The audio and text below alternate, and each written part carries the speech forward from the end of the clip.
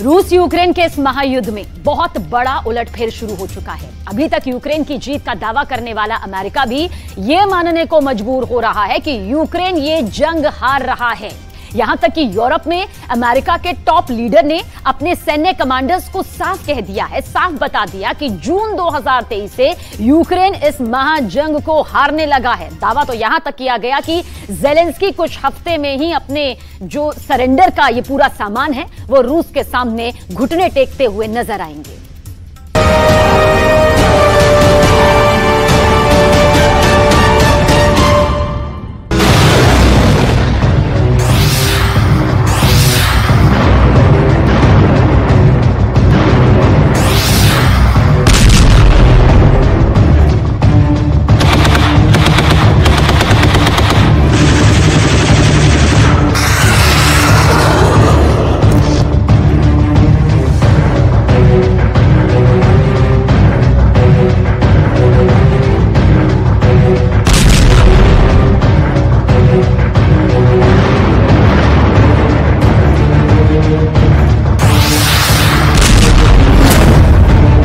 Surrender की तैयारी में यूक्रेन, अमेरिका का ऐलान। रूस ने यूक्रेन को वाकई में रौंद कर फेंक दिया है।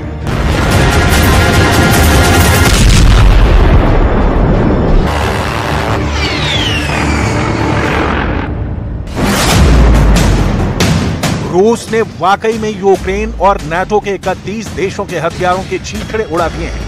जंग के जो हालात चल रहे हैं उस हिसाब से यूक्रेन बहुत जल्द रूस के सामने सरेंडर कर देगा। यह दावा रूस ने नहीं किया, बल्कि रूस के सबसे कट्टर और खूंखार दुश्मन और नाटो के सबसे ताकतवर देश अमेरिका ने किया।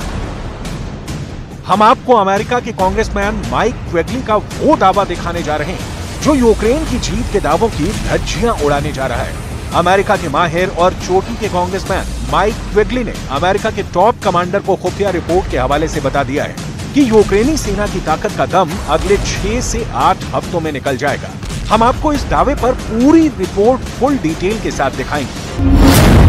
60 दिन में मार डाले 43,000 सैनिक। दावा तो यहां तक किया जा रहा है कि 4 जून 2023 से जब से रूस के खिलाफ यूक्रेन ने अपना सबसे बड़ा काउंटर अटैक गर्मियों में शुरू किया था, वो बुरी तरह से नाकाम साबित हुआ है। अमेरिका, ब्रिटेन और जर्मनी की खुफिया रिपोर्ट्स में तो यहां तक दावा किया गया है कि सिर्फ 2 महीने में रूस ने यूक्रेन के 43,000 से ज्यादा सैनिकों को मार डाला है, जबकि यूक्रेन को नाटो से मिले लगभग 5,000 से करीब घातक हथियार रूस ने सिर्फ 60 दिन में तबाह कर दिए। अमेरिकी जनरल कराएगा ज़ेलेंस्की का सरेंडर। हैरानी की बात तो यह है कि जहां यूक्रेन पूरी दुनिया को डंके की चोट पर बता रहा है कि उसने रूस के 2,51,000 से ज्यादा सैनिकों को 17 महीने से ज्यादा की जंग में मार डाला है और रूस हार रहा है, वहीं हकीकत में यूक्रेन जंग हार रहा है। अब आप ये भी जान लीजिए कि यूक्रेन की जीत का दावा करने वाले अमेरिका के टॉप नेताओं को क्यों कहना पड़ा है कि यूक्रेन रूस से जंग हार रहा है और यूक्रेन को अब सरेंडर की तैयारी करनी पड़ेगी।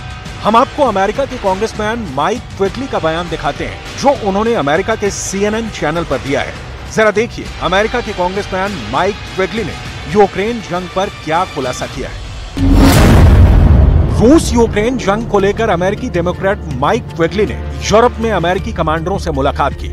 अमेरिकी कमांडरों को खुफिया रिपोर्ट के आधार पर क्वेगली ने बताया यूक्रेन के हालात बेहद गंभीर हो चुके हैं।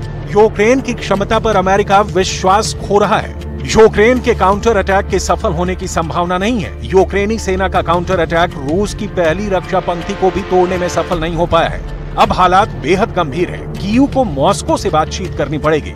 माइक क्वेगली ने अपने दावों में यहां तक इशारा कर दिया है कि यूक्रेन को सरेंडर करना पड़ सकता है।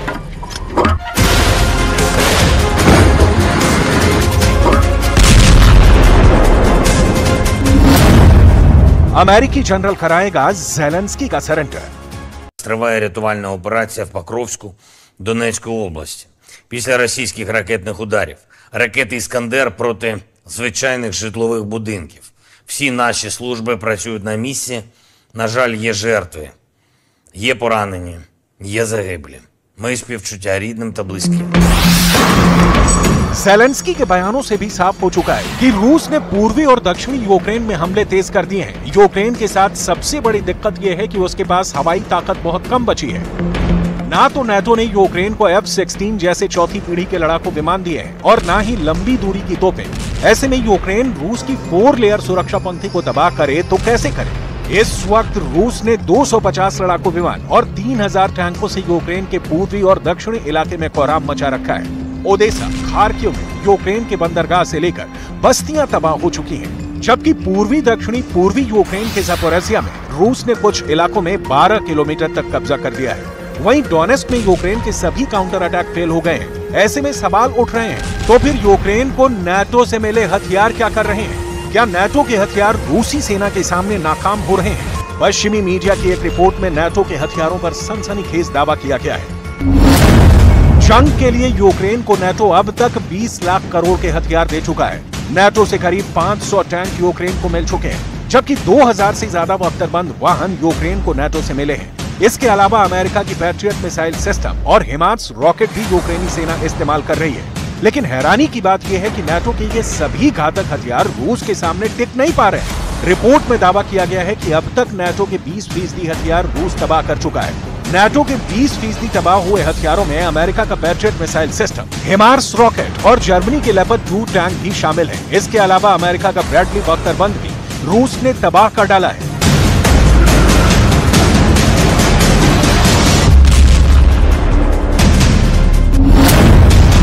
जून से हार रहा यूक्रेन, जनरल की रिपोर्ट में दावा। हैरानी की बात तो यह है कि 4 जून 2023 से यूक्रेन ने पूरी गर्मी चलने वाले काउंटर अटैक को रूस के खिलाफ शुरू किया था, लेकिन आज 60 दिन बाद ही यूक्रेन के सभी जवाबी हमले नाकाम साबित हुए हैं। पुतिन ने भी रूसी सेना को आदेश दे दिया है कि यूक्रेन पर घातक ड्रोन हमले और तेज कर दो। डोनेस्क, बख्मूट, खार्किव, सुमी और ज़पोरिज़िया में यूक्रेनी सेना को भारी नुकसान हुआ है। सिर्फ 2 महीने के अंदर यूक्रेन के 43,000 सैनिक मारे जा चुके हैं, जबकि 4,900 भारी हथियार जिसमें नाटो के टैंक, तोप, रॉकेट, एयर डिफेंस सिस्टम शामिल है, वो रूसी सेना ने तबाह कर डाले हैं।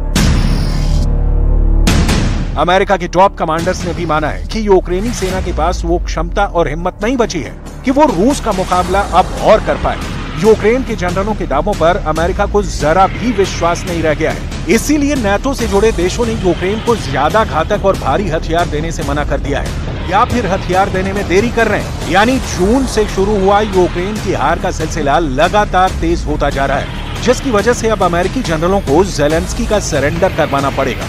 रूस डंके की चोट पर कह रहा है कि यूक्रेन के सभी काउंटर अटैक फेल हो चुके हैं। Гиперзвуковые авиационные ракетные комплексы «Кинжал», вертолеты К-52, Ми-28, Су-57, Су-35. Вся эта техника себя великолепно зарекомендовала на сегодняшних боевых действиях. И мы все объемы, которые сегодня требуются для Министерства обороны, мы полностью закрываем. रूस का यहां तक दावा है कि महज 4 दिन की प्रचंड जंग में ज़पोरिज़िया के लेमन फ्रंट लाइन पर रूसी सेना ने 12 किलोमीटर इलाके पर कब्जा कर लिया है। ज़पोरिज़िया के ओरिखेव और रोबोटिन यूक्रेन पर पिछले 24 घंटे में पुतिन ने 2 तरह के हमले बेहद तेज कर दिए हैं। हम आपको बता दें, रूस की सेना ओडेसा और खार्किव में अलग अलग टारगेट पर हमला कर रही है। पहले खार्किव के बारे में समझ लीजिए। पुतिन की सेना 350 वर्ग किलोमीटर में फैले खार्किव इलाके पर 1 लाख सैनिक, 600 तोप, 380 MLRS और 1200 टैंक से स्टॉर्म जेड हमले शुरू कर दिए हैं। आप इसी से अंदाजा लगा सकते हैं कि महज 48 घंटे के अंदर रूस ने खार्किव में 10% इलाके पर कंट्रोल करने का दावा किया है। На запорожском направлении после провала наступления вооруженные силы Украины севернее населенного пункта Работино Запорожской области, в котором было задействовано до 3 батальонных тактических групп из состава бригад стратегического резерва, противник, понеся большие потери, в течение ночи восстанавливал боеспособность и активных действий не предпринимал. दक्षिणी और पूर्वी यूक्रेन में तो यूक्रेनी सेना को पिछले 2 हफ्तों में जबरदस्त नुकसान हुआ है। हालात ये हो गए हैं कि करीब 1000 किलोमीटर की फ्रंट लाइन पर रूस ने 12 गुना हमले तेज कर दिए हैं। यूक्रेनी सैनिक रूसी सेना से आमने सामने की जंग की बजाय तोप, टैंक और रॉकेट से हमले ज्यादा कर रहे हैं। डिफेंस एक्सपर्ट्स के मुताबिक यूक्रेनी सेना ऐसा इसलिए कर रही है क्योंकि आमने सामने की जंग में पिछले 10 दिनों में यूक्रेन के 7000 सैनिक मारे जा चुके हैं। इसीलिए यूक्रेनी सेना सबसे ज्यादा तोपखाने का इस्तेमाल कर रही है, जबकि नाटो यूक्रेन पर दबाव बना रहा है कि रूसी सेना पर घुसकर हमला करो ताकि रूसी सेना से यूक्रेन के इलाके छीने जा सके। लेकिन जैसे ही यूक्रेनी सैनिक रूसी सेना से सीधा मुकाबला कर रहे हैं, तो या तो बहुत बड़ी संख्या में मारे जा रहे हैं या फिर यूक्रेनी सैनिक सरेंडर कर रहे हैं। रूसी सेना का दावा है कि पिछले 5 दिन में सैकड़ों यूक्रेनी सैनिक सरेंडर कर चुके हैं। पूर्वी और दक्षिणी यूक्रेन में चल रही भीषण जंग ने यूक्रेन की कमर तोड़कर रख दी है। इधर ज़ेलेंस्की ने नाटो पर भड़कते हुए साफ कह दिया है कि अगर 72 घंटे में बिगड़े हालातों को नहीं संभाला गया तो फिर कुछ भी हो सकता है। लेकिन रूसी सेना की तरफ से जो तस्वीरें जारी की गई वो हैरान करने वाली हैं। रूस ने लोकेशन तो नहीं बताई है, लेकिन दावा किया है कि यूक्रेनी सैनिक अपनी जान बचाने के लिए तेजी से सरेंडर कर रहे हैं। रूसी सेना ने यह नहीं बताया कि पूर्वी और दक्षिणी यूक्रेन के किस इलाके में यूक्रेनी सैनिकों ने सरेंडर किया है, लेकिन दावा किया गया है कि 200 से ज्यादा यूक्रेनी सैनिकों ने पिछले 5 दिनों में सरेंडर किया है। कुछ रिपोर्ट के मुताबिक यूक्रेनी सेना ने ज़पोरिज़िया के ओरिखिव और रोबोटिन इलाके में सरेंडर किया है। हालांकि इसकी पुष्टि नहीं हो पाई है। दावा यह भी किया जा रहा है कि यूक्रेनी सैनिक इसलिए भी सरेंडर कर रहे हैं ताकि उनकी जान बच सके। अगर यूक्रेनी सैनिक वापस भागते हैं तो यूक्रेन के सैनिक ही उन्हें मार देंगे।